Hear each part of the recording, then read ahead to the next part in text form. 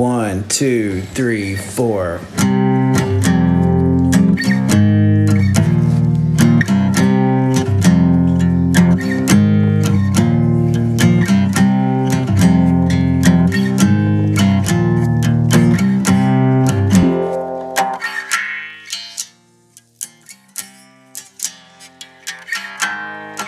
What's up, everybody? Welcome back to the Hauntological Society, a place where we talk about weird shit: UFOs, Bigfoot, ghosts, aliens, interdimensionals, you name it, we talk about it.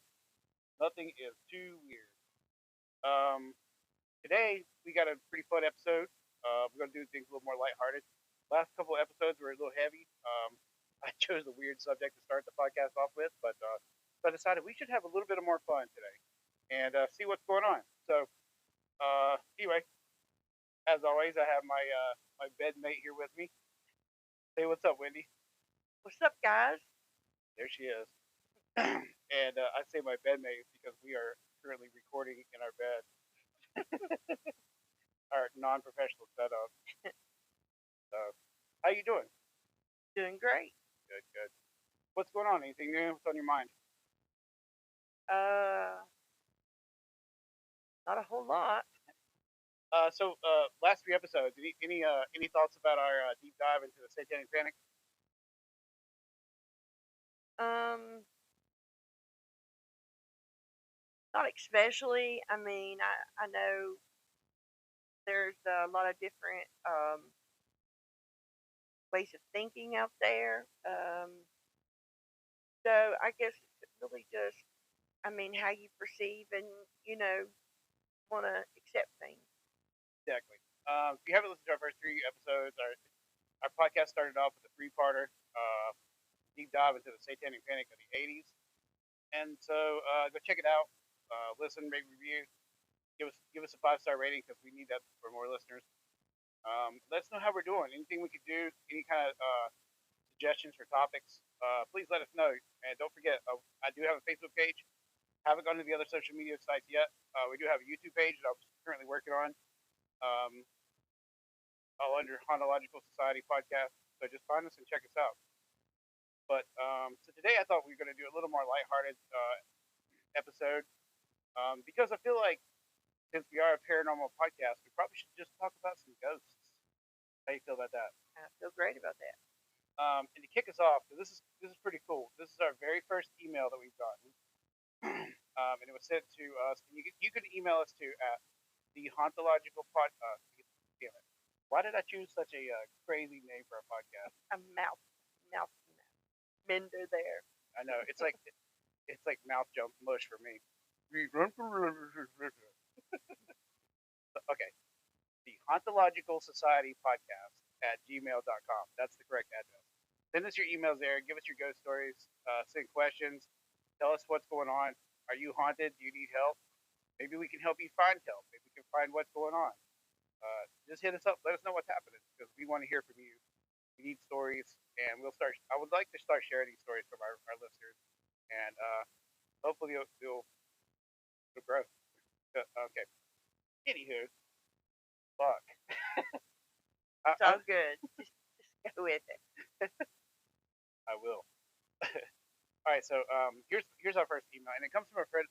I have a buddy, and I'm not sure he wants me to say his name on the podcast just yet. And hopefully he will come on here and tell me his Bigfoot story because he apparently has a good one. He actually has a couple of them, uh, and he's actually has experience with. There's a Bigfoot here in North Carolina that we call Nobby, which is usually located down near Cleveland County, and I believe he had an experience with Nobby. So hopefully he'll come up and tell. So anyway, I didn't know we had a Bigfoot. there's one of the more famous sightings comes from there's one from Marion and there's one from Hickory.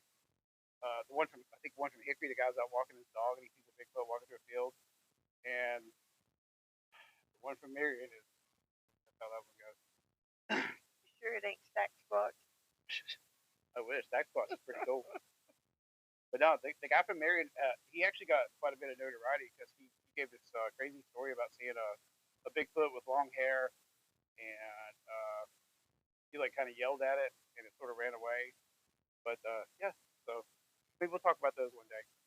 There's actually a pretty cool sighting not too far from where we are, up near Lake James. Believe it or not, he was standing on. The driver was going down the road down 126, and he saw a creature come out of the woods, come up to the guardrail, and stand beside the road. And as he went past it, he saw like a 7 foot, 8 foot tall bipedal creature standing on the side of the road as he drove past it. Yeah, I know that. Yeah, Bigfoot is seen in all 50 states, except for Okay. well, 49 states, I think. Except for I don't think they have one in Hawaii. As far as when. No land bridge. Gotcha. Anyway, so this email comes from a friend of a friend of a friend, Travis, and anyway, she says Travis it is. His name is Travis. Travis, can tell me your story. All right, here we go. She says, obviously, I work with Travis. My job is the morning patient cook, so I'm usually the first person to arrive around 4:15 or 4:30 every morning, and open the kitchen to get everything started. My manager, head chef, arrives around 4:30 to 4:45, who had the initial encounter with this ghost. We drive the opposite way to work, but the park is in the same lot. She she was a block away. She stopped at the light when she saw someone next to her car. We have a 24-hour emergency room, so we've had trouble with problematic patients at such early hours. So she was about to call me in case I needed to get security. She looked at the person, and they were completely white. White head, looked like they had a sheet on or maybe a white coat or some kind. And she later told me that she also didn't see a face.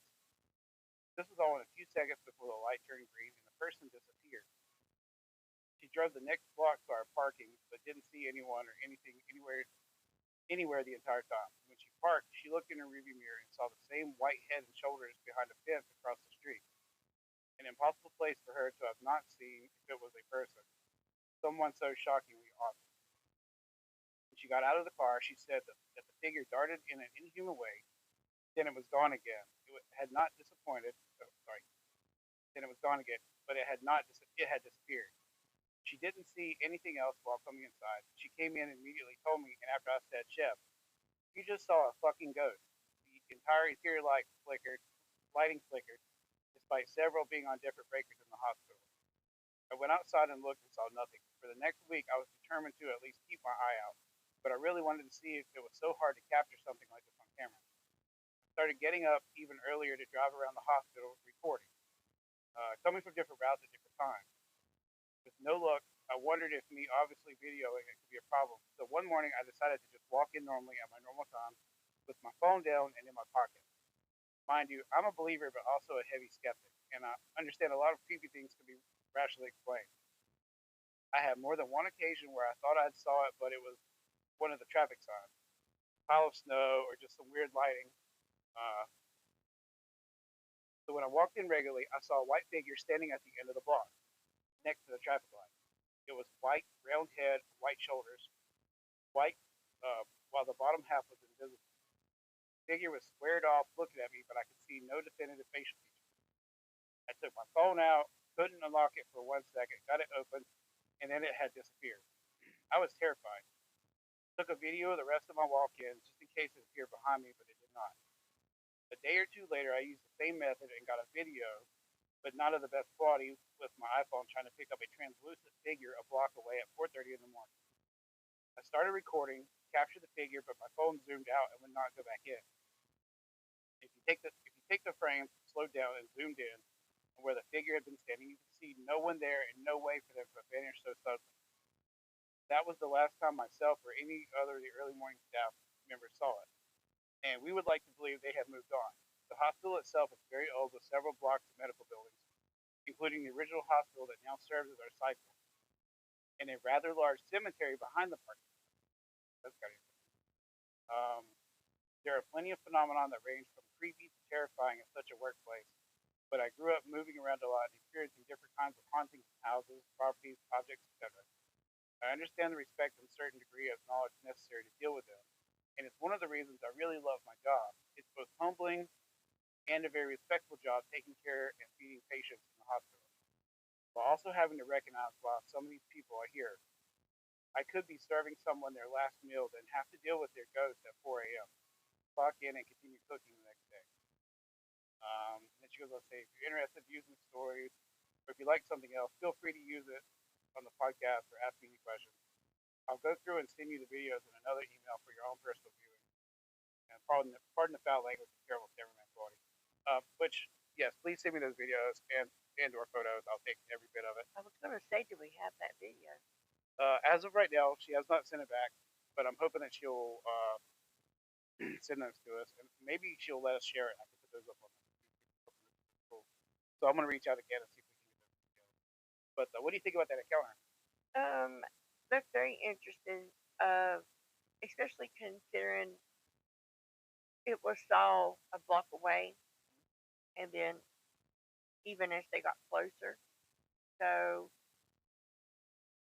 is this uh, following them, or is it simply traveling in their direction for them to see it pop up, you know, on various parts of their route to work? There's a couple things about this that I find interesting. One is that there is a cemetery located near the hospital. I wonder about that because I think she said part of the hospital is now used as a psych ward. Right. It makes me wonder if maybe in the past it was also used as a psych ward because a lot of times the psych hospitals have on-site, cemeteries or whatever. Right. So it makes me wonder if this is one of those situations, or like where the cemetery was from. Another thing I find interesting is that the even though they see the figure, it doesn't fully like form or flesh out. So they're only seeing like a floating head and shoulders, um, which that can't really be explained as a person because there's no way that a person could stand out there by a stoplight or by a fence and you only be able to see like their shoulders. Like you're going to see the shape of the person and the figure. So for the bottom half to be invisible, that's pretty interesting. Right. But the thing that really stands out to me is the fact that she can't even get the video to come on or record properly when the figure is out there. You know, that happens. It's not the first time I've heard that, and it's actually quite more common than you think. You know, sometimes people are seeing phenomena and they try to record it, and even though they see it with their eyes, it doesn't appear on video, or you know, it doesn't like they might capture something on video, but it's different from what they saw. So I wonder, like, I don't know. I wonder like what the purpose of that is, or why they're hiding. Maybe it's because they're from a time when they don't understand the technology and they're trying to get away from it. Um, who knows? You Well, know? another thing that comes to mind is if there is an on-site hospital, most people, even if their families in the psych ward, or um, if they die in the hospital, they claim their people Yeah. and take them to a family plot or whatever. So, are these people who were unclaimed by their family and maybe died, or their soul is wondering, um, you know, why they're misplaced? Right. Because I guess in death, um, regardless of how they were, you know, their senses would come back. Um, I mean, I would imagine. You mean like their consciousness? Yes. Like that? Yeah. Yes. Oh yeah, absolutely. Well, see, this is probably an in-depth conversation that we'll probably get into at some point, but you know, I guess we'll have to talk about consciousness and perception, and probably have like a pretty deep philosophical conversation about what's happening there. But it makes you wonder, you know, is this a free floating consciousness? Is it, you know, are they intelligent? They obviously seem intelligent enough though to disappear like when people are looking at them. So it's like it's reacting to them. Um, uh, maybe I would if it continues to disappear on cue, like when someone's looking at it, I would probably say it's more intelligent than it is. I don't know. And then could it? Another thought. Sorry. No. You know, a lot of people arrive by ambulance or um, their family brings them, and sometimes they're pretty close to death. Yeah. Maybe they didn't make it all the way in before they pass, and so maybe that's why they show up in various locations, wandering around while they're there. Interesting. She did say there was a stoplight there. What if they were in an accident and they they died at the stoplight and they didn't realize it? Maybe it was like traumatic, and even though their body was taken to the hospital, they might return to where they died looking for their car or their body. Yeah, or they're lost. Yeah, that could be it. They might not know where they're going. They're just standing there trying to figure out how to cross the road to get to where they need to be, or they're stuck in that same spot. I don't know. It's crazy. So, thank you for sending that email. I really hope we get more of those because I like sharing those stories and kind of like going over and contemplating like what they could be and what they might be. So, send those in. Great story. Yes, the Hauntological Society podcast at gmail.com. Give them to us. Uh, that's a great kickoff because we're going to talk about some ghosts today. Oh, speaking of ghosts, speaking of this ghost, do you think this ghost has a message? Do you think this ghost is trying to bring has some sort of information they're trying to share? That's why they keep appearing? Maybe. Yeah. Well, today we're going to talk about ghosts who seem to come with a message. Someone who has come back from beyond the grave to either warn people or bring some sort of omen, if you will. So today we're going to talk about ghosts who come with a prosthetic. Now, in your ghostly Good experience, meaning, bad meaning. uh, in your experience, uh, you told the story of seeing the ghost of your grandmother's house. Do you feel like it could have had a meaning, or it was just popping up to say hello? As far as the walking around up and down the stairs, I think maybe it was doing its daily routine, or just coming to check to see if maybe people are still there. The books down the stairs, I feel like that was more like the fuck out. This is my home. I don't want you here. Well, none of the ghosts that we have are going to tell us to get the fuck out. They're definitely going to give us a warning, or they're definitely going to have a meeting. So here we go. Let's get into this. Okay. Seeing a ghost or experiencing the paranormal isn't as strange as one might think. If all the experiences are investigated, 98% are debunked, then it's that 2% that's the most interesting because that 2% could represent the paranormal. It definitely would be categorized as unexplained just by default. So you cannot explain it with all rational thought. No matter what, it's unexplained. Just like if you see an object flying in the sky, if you don't know what it is and you cannot see like what that object is, by default it becomes unexplained.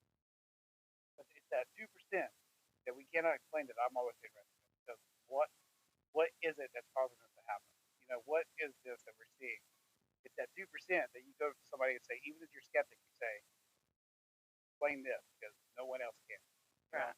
I like that. Now, this is an interesting statistic that goes around in the paranormal community that says only 5% of experiences are reported, with investigators like John Keel, who is famous for the Mothman prophecies, among others, and Hans Holzer, Files. Mm-hmm. Hans Holzer is credited as being the quote-unquote first ghost hunter, being among those that have come to this conclusion. Now, think for a minute about how many ghostly tales that you've heard. Everybody's got a story. Everybody's got a ghostly tale. If they haven't got a ghostly tale, they've heard a ghostly tale. A friend of theirs has a ghostly tale. Who told them the ghostly tale? Who told them the ghostly tale? Who heard another ghostly tale? So this goes like that. Just about everyone knows at least one or two, and sometimes more. Think about how many people that is, and times that by two. Now realize that large number may represent only 5% of the people who are willing to tell their story. That's a hell of a lot of ghosts. There's plenty out there. There's no shortage of ghost stories in the world. There's no shortage of experiences. No shortage of tales. There's people out there who won't say anything about it, but they've experienced something. I guarantee it. Somebody out there that you would never believe, that you would think would be the most hard-nosed, badass person that's ever walked this earth, and they've probably experienced something too, but they're so badass they won't come and tell you about it. So, Or they're afraid of being made fun of or not believed.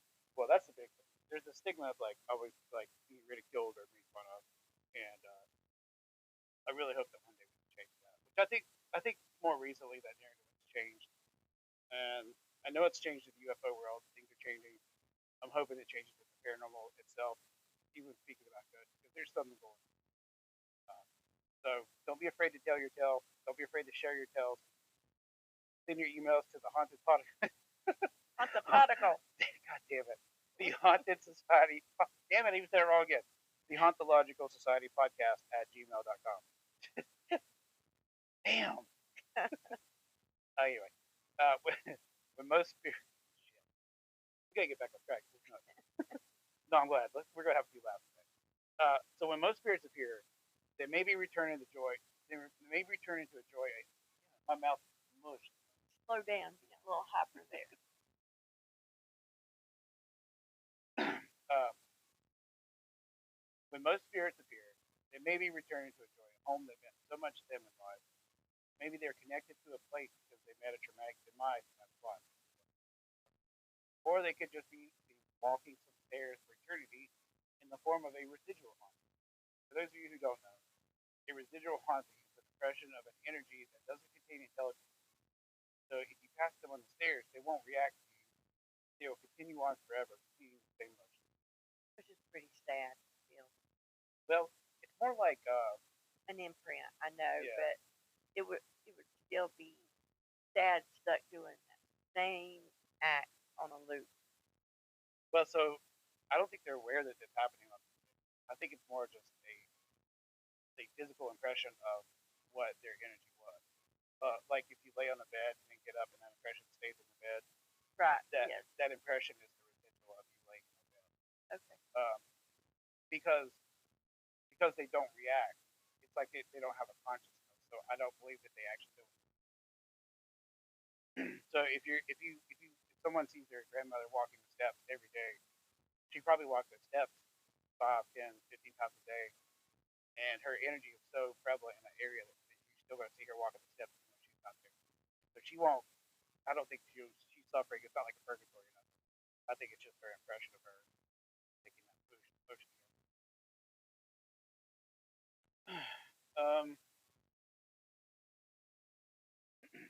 A residual will even walk through doors that no longer exist, as if they are walking, or a residual will even walk through doors that no longer exist, as if they are walking through walls or ascend a stairwell that has been removed, to give the appearance that they are floating. I've heard of people say that they see spirits float, fly. And I wondered if they're actually just walking up steps or something. Could be. That's kind of what I think. I don't know that the spirits actually fly because people don't fly, Right. so I don't see why your energy can fly. But if you float up like that, I think you're probably going to stuff. And also, a good thing, a cool thing is if you look at the blueprint of how a house used to look, and then look at how the spirit will walk through the house. Sometimes you'll see that they're actually walking through doors that used to exist. It doesn't. Thus, they're going through walls They're going through them. and stuff like that. Yep. Yeah. But in their mind, they're probably still seeing. Right. Even though there are the ghosts that just like to hang around because they love their house and they're checking up on family, there are a select few ghosts that continue to serve a purpose to these families. These are ghosts that bring a message when they come back. Not the type of message that explains who killed them in the past or where their body may be found. But these prophetic ghosts are speaking on a more grand scale. These are the ghosts who came back to warn us with their special prophecy. These are the ghosts who travel this earthly realm, not to relive their past, but to warn the living of what to expect. So, we have a very famous ghost here in North Carolina. South Carolina gets a credit for it, but he's seen in North Carolina as well. And this ghost is known as the Gray Man of Pawleys Island. Talk about? No. Okay. He's been seen as far north as the Outer Banks of North Carolina, but the spirit is associated with the South Carolina coast. Pawleys Island is nestled between Charleston and Myrtle Beach, and it said that in the 1800s he was traveling by horse to meet his fiancee when he was trapped in quicksand like fluff mud and perished. I don't know. I guess it's like quicksand mud, like quick mud. Would that be what it's called? Those? Uh, I just picture him like on his horse, like getting trapped in the mud, like in the I read the story. Yeah. No idea. You never seen that movie? It will absolutely kill you. It's the worst scene in the world. Uh, especially if you're a horse lover. Don't watch it. Uh, Local lore says that he returns to the shore looking for his lover. The rider is mostly associated with hurricanes, and it's said that he's seen before every hurricane that's made landfall. I've heard, I've heard that he appears with his eyes going to make landfall, and it said that if you see the gray man, take heed of his warning and evacuate, and your property will be spared of damage. So, if you live at the coast and a hurricane's coming ashore and you see the gray man, get the hell out of town. Okay, so he's telling you to leave, Yep. not just get in your home and take shelter. Yeah, there's stories about where people have seen him and they leave. And one of the stories I read about specifically, this neighbor, this person's these people saw it, and they were like, "Okay, we're going to get out of here." So they left town. I believe it was Hugo that hit, and Hugo was devastating. Happened in the late '80s, I think '89. Everything was demolished. My great aunt lived in Charleston. She lived in a retirement community in like a mobile home. I don't know how she survived it, um, but she tells horror stories of it. And we live 5 hours away from where it made landfall, and it was devastating here as well. But so these people saw the gray man, left town, when they came home, their entire neighborhood was demolished. Their house was untouched. Yeah, so I don't understand how him looking for his lover, like, and then dying in quick mud has to do with him protecting people from hurricanes, but apparently that's what he does. There's a very cool video. You can go to YouTube and look it up. And the gray man is walking along the pier, I believe in Pawleys Island, before Hurricane. I don't know, maybe Andrew, but whatever it is, you can see him like walking along the pier. Just kind of like you see like a silhouette of him, and then he just kind of Oh, I have to check that out. yeah, it's pretty cool. Um, Maybe we'll post a link of it in the show notes. Let's see. I remember when I was a kid and I used to rent, like, check out this book from the. In fact, I believe it's the book that I got at the flea market. This is weird. So I went to the flea market the other day, and I always tend to look through the books because I'm an avid Stephen King collector. I'm always looking for a Stephen King hardback book. If you know where any are, please let me know. The Hauntological Podcast Society, the Hauntological Society Podcast at gmail.com. But Maybe anyway, you need to change that email. anyway, so yeah, I was looking through the books and I found these like two paranormal books. Like this, well, one was like Ghost Stories of North Carolina, and the other one was UFO drawings from the National Archives. Which is very cool. But the ghost book that I got, I think it was the same one I used to check out when I was in elementary. Wow. Pretty wild, huh? But I think there might be a picture of the gray man in there. I have to look at it and show it to you. Um, yeah, the gray man. Um, yeah, I think it said that.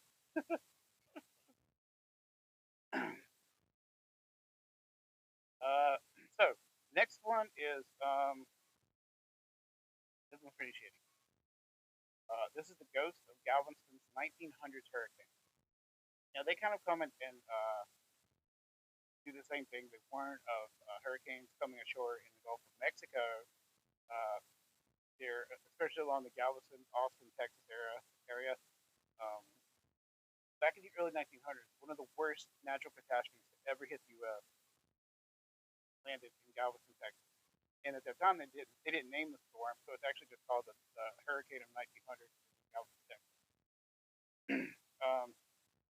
But it says, along the same lines as the Gray Man in Galveston, Texas, it is claimed that the spirits of the children and teachers who passed away in the storm appear on the shoreline to warn incoming hurricanes in or near Galveston.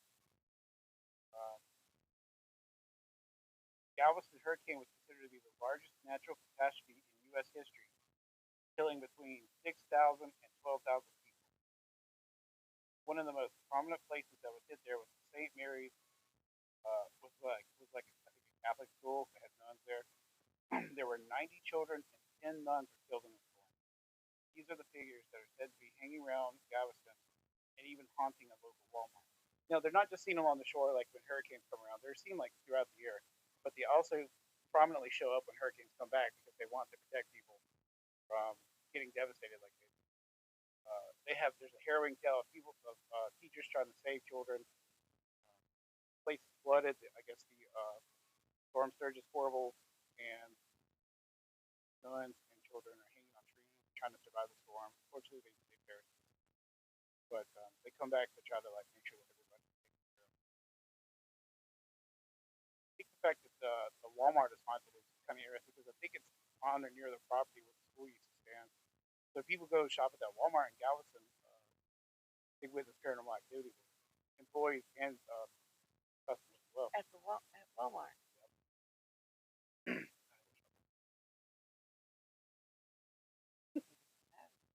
Gee. And my final guest that I would like to talk about today is probably one that you've heard of. Uh, Quite famous. He's made a little bit of a name for himself. Um, he has a pretty storied history, especially part of America. But he's just a little guy. Well, goes by the name of Abraham Lincoln. Oh, yeah. Heard of him. Number two. So Lincoln himself. Lincoln is no stranger to tragedy and met his untimely demise at Ford's Theater by John Wilkes Booth. Lincoln's whole life was a tragedy, actually. He lost his mother when he was 9. His brother died in infancy. His sister died when he was 2 years old, 2 years older than Abe, and 4 of his sons died while he was 2 of them while in office. Then Lincoln himself had to deal with the presidency during the American Civil War, which laid many burdens on his shoulders. Yet somehow he found a way to adapt and overcome. Here is seen in the White House from time to time, and even in his Springfield home.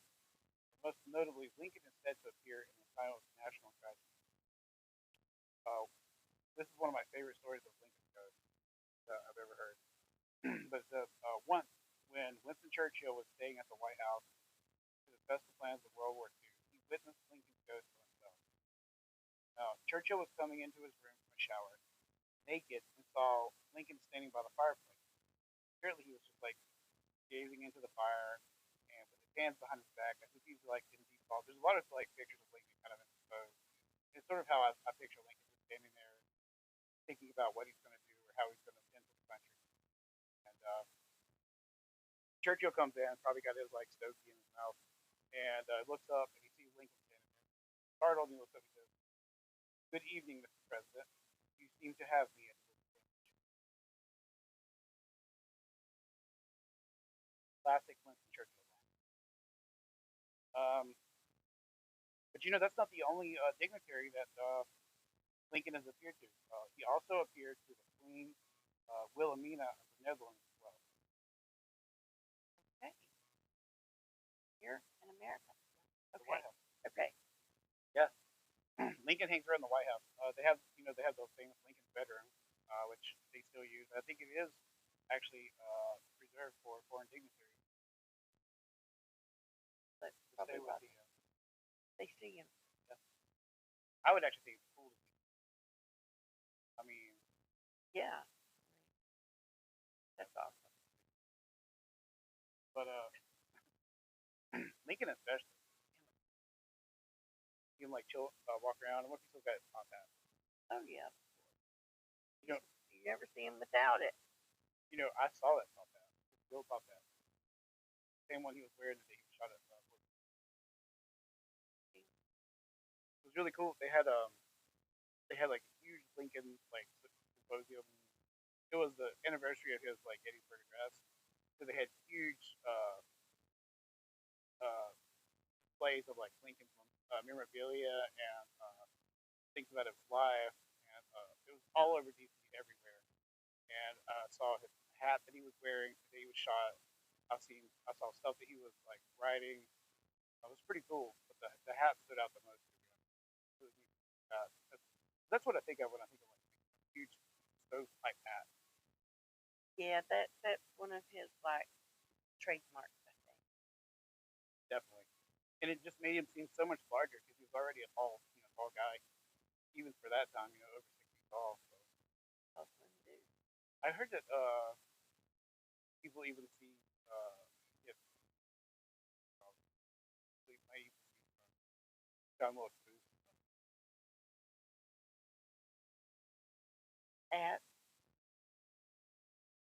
I think at his like at their home. oh, okay. I don't know for sure. I haven't looked at that.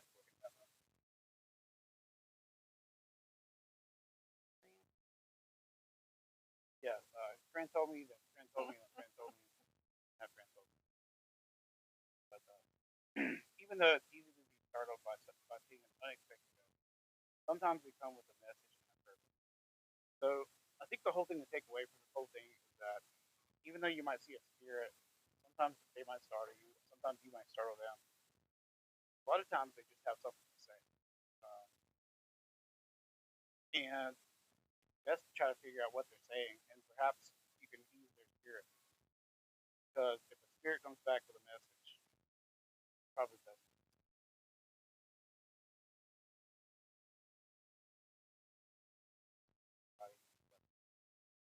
Sorry, habit. Anyway, I think that's it for this episode. Uh, You know, I happen to think, okay, and I don't know why do it. I haven't. I've never mentioned it, but you know where Petey was? Yes, Okay, so Petey is her aunt, by the way. yeah, my grandmother lived in a home cut down the dirt road out to the dead end there.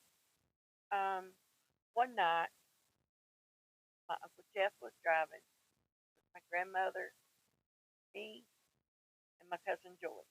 Right? It was dark. I was actually dozing off in the back seat, and I hear, my cousin Jeff or my uncle Jeff and my granny screaming, and look up, and there's a guy in a black and white. It reminded me of like federal prison Yeah, inmate. Um, like striped suit. yes, Okay. that was kind of tattered on the legs, but he had a stick. And now this is in that really sharp curve, Okay. and so my uncle had slowed down to make sure he was okay because it was late at night. Right. When he started to slow down, the guy raised the stick to like swat at the vehicle or whatever. So they punched it. Okay, after we rounded the curve and we're like he was like, wait a minute. Maybe, maybe he was trying to get our attention. I don't know. So we turn around, go back, and this man is gone. Okay. We don't know if he went down a bank, was he even there, Right. or what. But yeah, I have to try to remember more detail. But that guy was definitely seen at that sharp curve. Um, Okay. That's pretty interesting. Did he? I guess you can't really tell if he was like modern or like past. Had the striped suit on. And for those who don't know, in our county they wear the striped uniforms again. The sheriff has made. It's not like you can say, "Oh, well, this person was on the chain gang." well, the stripes are for federal inmates. They also wear them in the county though. Right, but sometimes our jail holds federal. Yeah, but I'm saying everybody in the county wears a stripe. Oh, wow. You can look at you can look at the mugshots on that. Okay. They wear a stripe. Whereas like there's other counties like uh, that wear like solid colors, bright and noticeable. All of them are obviously they escape kind of everybody in our county wears stripes. Okay. But this happened to be like on the 8 year, over 30 years ago, actually. You know, that's interesting because they might not have been wearing stripes at that time. I remember when the sheriff like passed it that they would go back to wear it. So I wonder if that time our county was wearing the orange. Um, they, I think they used to wear the stripes back in the day, and then like they went away from it and they were wearing the orange. That's the thing where they would go back to stripes. So I wonder if this was a time when they weren't wearing stripes. So if that's true, then I wonder who this person was and what they were doing there. Well, see, we had often thought that because the ravine is so deep that you very well may not survive that plunge if you don't know the road and that it's really sharp right there. Yeah. And just go over. Is he, uh, you know, uh, Walker? If so, why do you raise the stick? I wouldn't think he'd be residual because he reacted to the car. Exactly. I'll talk to Joy and Jeff and see if I can find more for next time. I like it. Discovering new paranormal stories. What it's all about. All right, well, guess that's all I got. You got anything? That's it. All right. Well, that's our episode today. Hope you guys enjoy it. Make sure you follow us on Facebook. Send us some emails and follow us on all podcasting platforms. Please rate, review us. We need 5-star reviews so we can get more listeners. We need to let this thing grow. I will say this: everybody out there who listens regularly, thank you because I can see the numbers, and so far our numbers are steady, and we're looking good. So we just want to grow and continue to get bigger and better, and make this thing work. So We thank you. for everybody who supports us, thank you so much. And on that, I'm Eric. I'm Wendy. We're out.